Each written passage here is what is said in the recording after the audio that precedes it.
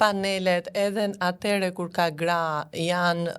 pikërisht për mos të lënë një panel vetëm me burra dhe është zgjedhja e autorëve të programeve apo moderatorëve edhe të rëndësishëm në Shqipëri që të përfshin tek tuk ndonjë grua dhe çuditërisht dhe veçanërisht ta pyesin për aspektin e emocioneve të tyre, si u ndjeve ti kur lexove këtë lajmin që kishte të bënte me çantën tënde, kostumet e tua, pamjen tënde të jashtme, apo kjo pyetje e zakonshme dhe tipike që duhet shmangur sa më shumë për mendimin ton, si e balanconi jetën familjare me jetën në politikë dhe si po e përballoni ju si grua këtë fushatën që është kaq intensive, pra asnjëherë dhe shumë rrallë dhe nuk i dëgjojmë që ta bëjnë këtë pyetjen tek ndonjë burr, që si e balancon